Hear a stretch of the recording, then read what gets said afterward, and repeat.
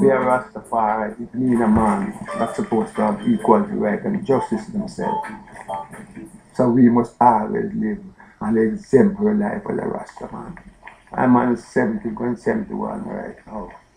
And I've spent 50 years out of that 70 years in this field.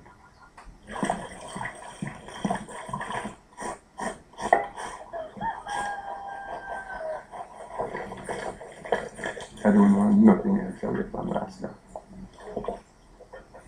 I just put away the worldly things and put away the difference and just live love with people. In our days it was different from today. For today, a Rasta man, you know, it was a great tribulation. The government word was get rid of this faith by any means necessary. Don't rent them the house, no vehicle, don't take them up, don't give them the work. If you look in our store window, you'll be charged with vagrancy and waiting on an opportunity to commit offense. Wipe away transgression, set the captives free. When you listen over here and say anywhere is one or two Rasta, bring them in dead or alive, the system tries so much to wipe them out. But then who the Almighty plan, no one can draw out. In 1930, the Ethiopian prince Rastafari was crowned Emperor of Ethiopia. His coronation was a spectacular event which attracted the attention of the world.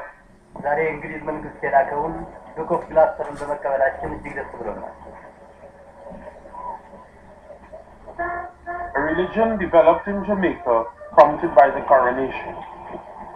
He was seen to be the voice for Black Africa against the power of Imperial Europe. For at least the whole continent one time was Ethiopia. His people changed it and cut it and called it different names. What we as Rastas are thinking to do in Africa today is to move away ethnic ties and boundaries that causing war and strife on the continent. I think that is one of the most important work to organize a race, to get away differences from African people.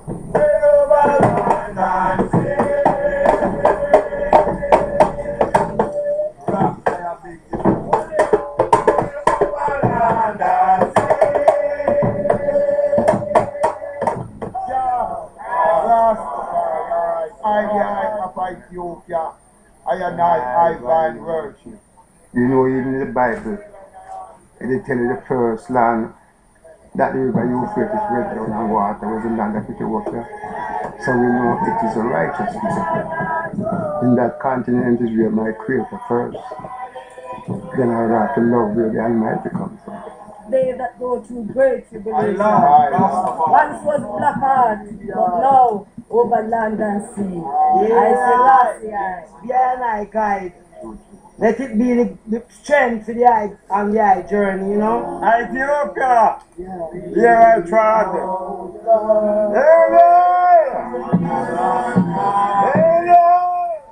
To really reach that land Ethiopia, this is a great dream of I becoming a reality. Oh, yeah. Heaven, that don't let me tiredness. Men and people will fight it out. And you see John like Rastafari, here's up.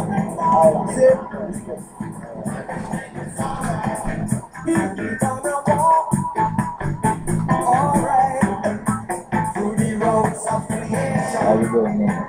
I didn't work hard tonight. I deserve it. This is your boarding tax from London to Addis Ababa.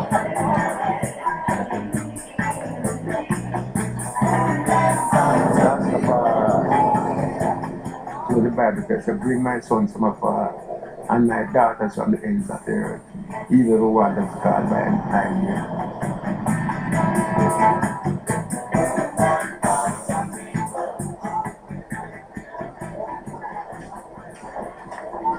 We the youth of Africa, welcome you to Africa Unites. All my life I did wish to be here. This come like a dream that is being fulfilled.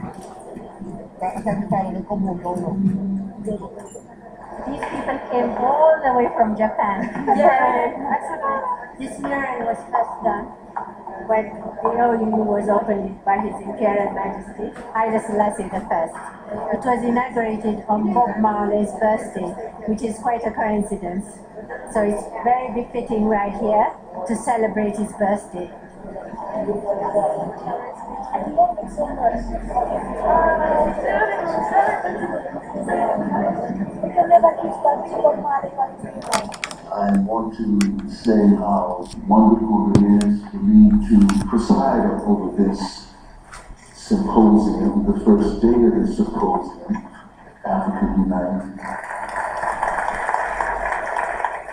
Nkrumah it was who told the story of the hunter and his son, who listened wide-eyed as his father came home every night to recount his exploits in the jungle. His son asked his father that if the lion was the king of the jungle, why did he never succeed even once to defeat the hunter? Son, if the lion wants to defeat the hunter, he will first have to learn to tell his own stories. Let us begin to learn to tell our own stories. 50 years ago, we would not be sitting in a chamber like this. 50 years ago, your grandparents would not be thinking that you would one day come back to this continent. Come back here with a message in your heart that Africa is our home. It is our duty to tell our children the truth. Our children must know where their roots lie. Our children need not look to Western civilization as their beginning. We had our kings and our queens. We had our empires. The Sphinx of Egypt. The mathematics that came from Africa. Africa. Snow-capped mountains and dark jungles. Wide rivers, boundless grasslands.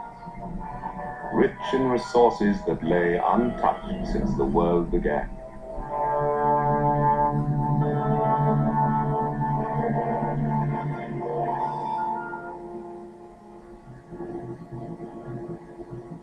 By the turn of the 19th century, Africa had been dismembered and reduced to a quilt of colors representing the flags of all European powers. And the tiniest European country, Belgium, under Leopold, is going to perpetrate one of the greatest crimes against the people of what was then called Belgium, Congo.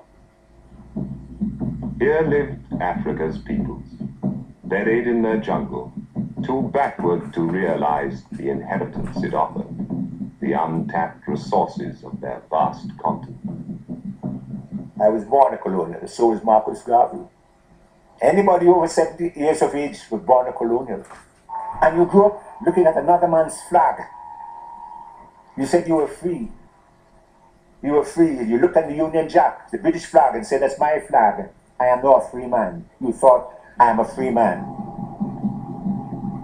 In Africa, in its jungles and in its villages, wealth lay waste.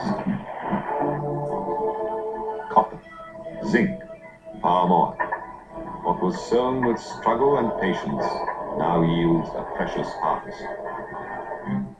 Nigeria's cocoa and coffee exports total more than £4 million annually. The colonies' drive to help Britain's economy is perhaps best shown by Nigeria's increased cocoa, coffee and cotton output. Thus, Britain's dependence on her colonies grows every day. Partners for prosperity.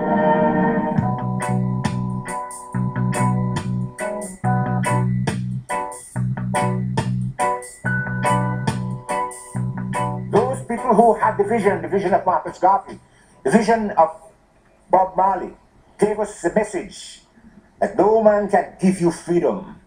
No man can say you're free.